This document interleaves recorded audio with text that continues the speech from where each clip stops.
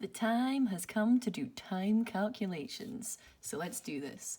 Before we can get on to actually calculating time, we're going to need to think about what our answers are going to look like. And the main issue with time is that it is not metric, which means it doesn't go up in tens, hundreds, thousands, all of the units that we're quite used to using.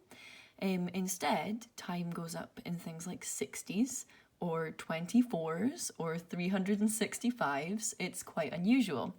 So we need to understand what the answers we get are going to be like and be able to convert between things like hours, minutes, days, etc. Now, I know that some people who've been working on more difficult questions will already be using this as part of their speed or distance calculations, but everyone is going to have to learn this to some extent for doing the time calculations, because your answer might come out as a decimal, and it probably won't be the answer you think. So the first one here, 3 hours into however many minutes. So how many minutes would be in 3 hours? Each hour contains 60 minutes, so we're going to do 3 times 60 for that. You might be able to do that in your head as well. 3 times 6 is 18. Put a 0 on the end, aka times by 10. 180 minutes. And you want to just common sense check that as well. Should I have more minutes than I do have hours? Yeah, each hour is made of 60 minutes, so I'm looking for a larger number. The other way around though, I'm going to divide. So if I'm turning it into a larger unit, I'm going to divide. If I'm turning it to a smaller unit, I'm going to times. Okay, so then for this one, 360 minutes, I want to take those 360 minutes and split them into groups of 60, aka divide by 60, and that'll let me know how many hours there are. Could do it on the calculator, could do it by dividing by 10 and then dividing by 6. So 360 divided by 10, and then divide by 6, and hopefully you get the answer 6 hours. Okay, everything's going well so far because there's no decimals involved. Let's have a look at this one here. 90 minutes. How many hours would that be? Well, 1 hour would take up 60 of the minutes, and then I would have 30 left over. So is it going to be 1.3? Well, no, because 30 minutes is actually half of an hour.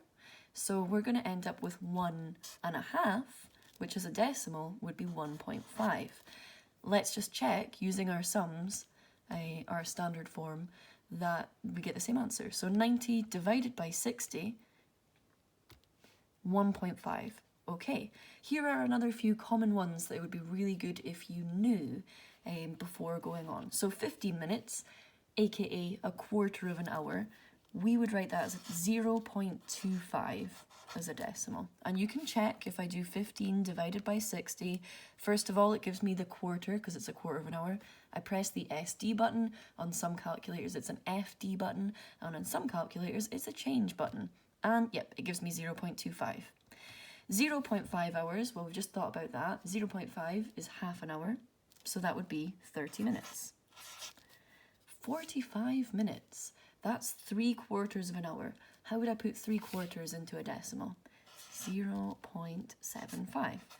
Check. 45 minutes divided by 60 gives me 0.75. Cool.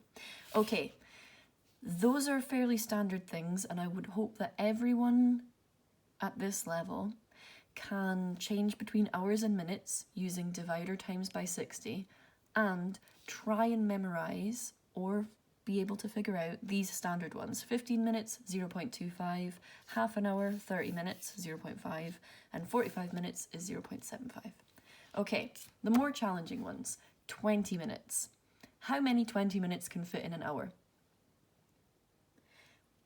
So 20 minutes is 1/3 of an hour, which, when you try and write it as a decimal, well, let's just check, 20 divided by 60, it gives you 0.3, and you might see there's a tiny little dot on top of that 3.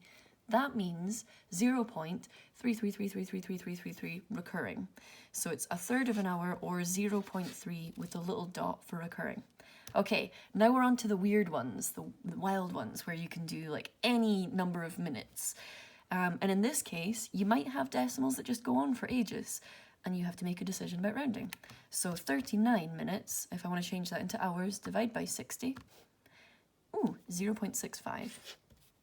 I'm going to write both of those down. I don't think there's any problem with writing two decimal places. If you get loads of decimals, you can decide, are you going to round to 2 decimal places, 3 decimal places? How accurate do you need to be? 0.2 hours, I want to change it to minutes. Well, hours to minutes, same thing, got to times by 60. 12 minutes. Interestingly, not 20 minutes. Do not let it catch you out. It's not metric. It's a weird thing going on. And then we get to the ones that take 2 steps. So 1 week, and we want to change this into hours. So 1 week is 7 days, and each of those days is 24 hours. So 7 times 24, 168 hours in the week. So there are only 168 hours in the week. You might want to look at your screen time report on your phone and see how many of those 168 short hours that you have in a week you are spending on your phone. Okay, other way around, 116 seconds into hours. Well, we're going to have to change it into minutes first. So 116, divide by 60 to turn it into minutes. It is 1.93 minutes. And then divide by 60 again to turn it into hours, and we're now at 0.032 hours. Which you'd kind of expect, 116 seconds is not a lot compared to hours. And then you can end up with calculations like 29 years, which is how old I am. How many days is that? So 29 years, there's 365 days in a year, so at least 10,585, but of those 29 years, 7 of them have been leap years, so I got an extra day, so plus 7, and that leaves me with 10,592 days that I have been alive, plus some more because my birthday was in August. I am old, and that is not what I wanted to be thinking about on a Sunday night. But you can have fun working out how many days old you are.